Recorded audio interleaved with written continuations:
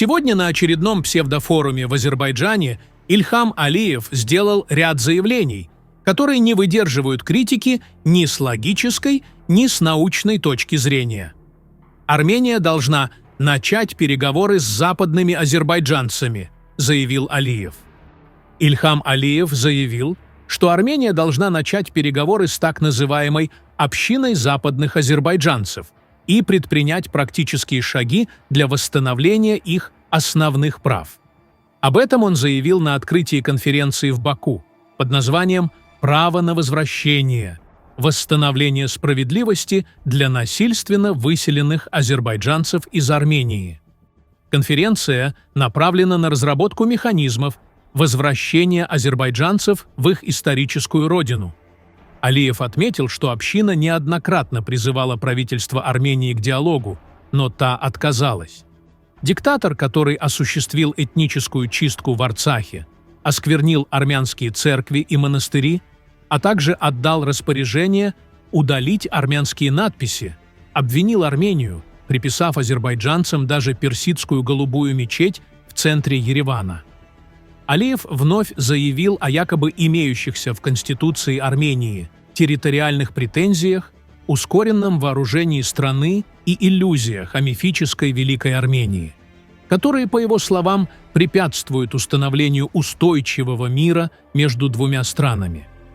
Армения должна позволить ЮНЕСКО провести миссию по установлению фактов с целью расследования разрушения и искажения исторического и культурного наследия, принадлежащего азербайджанскому народу, заявил Алиев.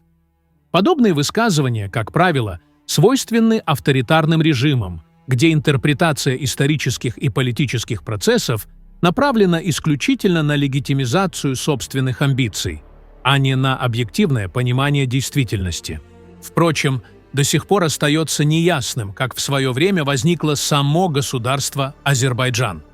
Как известно, ключевыми составляющими любого государства, а также народа, который выполняет функцию государствообразующего звена, являются язык, культура и религия.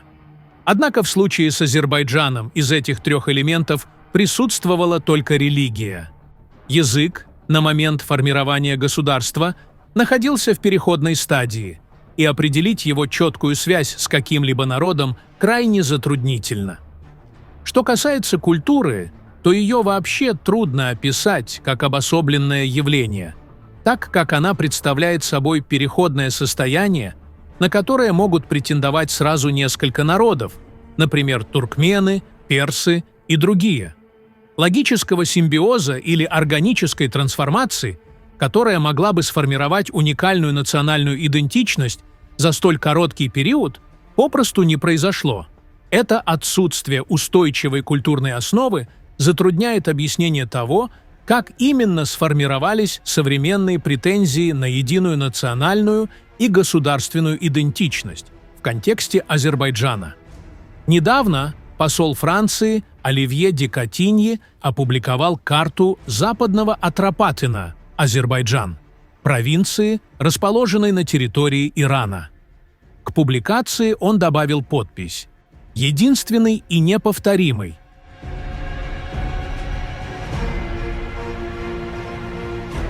Как я отмечал ранее, сегодня в Баку проходит конференция под названием «Право на возвращение. Продвижение справедливости для азербайджанцев, насильственно изгнанных из Армении», на которой президент Азербайджана обратился письмом к участникам мероприятия. В своем письме Алиев продолжил пропагандистскую риторику о так называемом «Западном Азербайджане».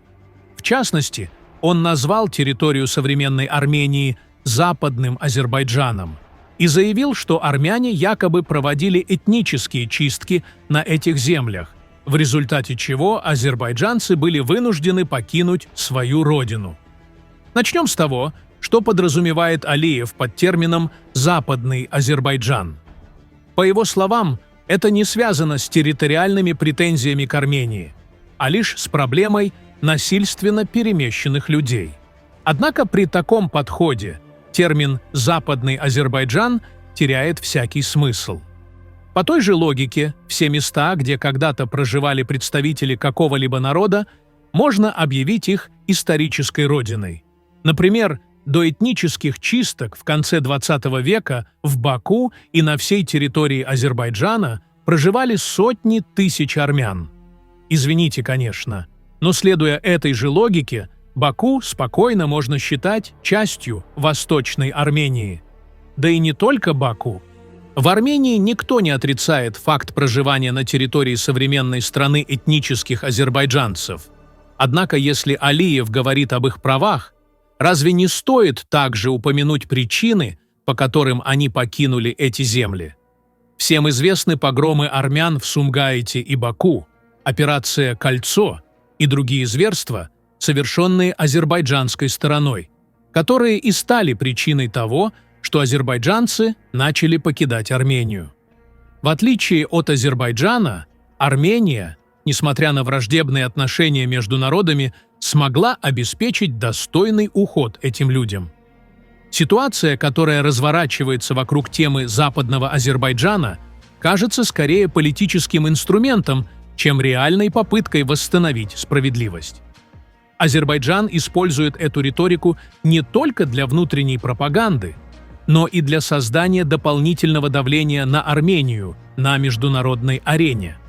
Алиев и его команда используют эту, по сути, пустую повестку как инструмент давления в переговорном процессе.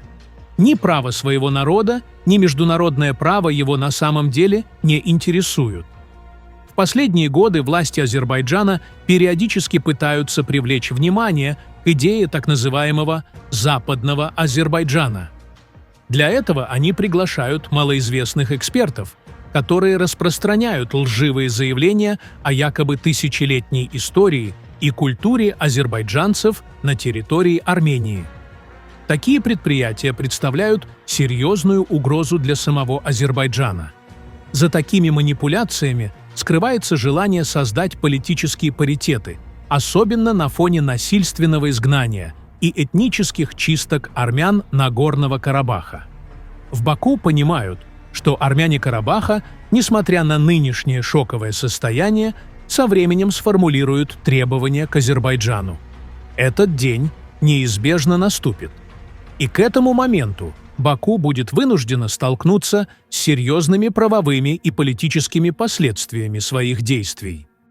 Мировое сообщество, в их числе соседние страны и заинтересованные стороны, понимают истинную стратегию Алиева и его долгосрочные цели.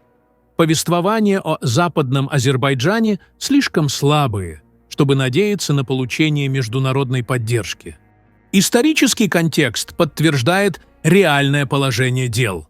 С 1988 года азербайджанские власти организовывали массовые убийства и депортации армян, как это было в Сумгаите, Баку, Кировабаде, Мараге и других населенных пунктах, где происходили жестокие нападения на армян при поддержке местных формирований, советской полиции и армии. В принципиальном отличие от этих событий, в Армении не было зафиксировано никаких насильственных депортаций или убийств азербайджанского населения. Напротив, азербайджанцы покидали Армению добровольно, имея возможность продать или обменять свое имущество. Согласно статистическим данным, из Азербайджана изгнали от 400 до 500 тысяч армян, у которых теперь имеются имущественные и юридические претензии к бывшему руководству Азербайджана.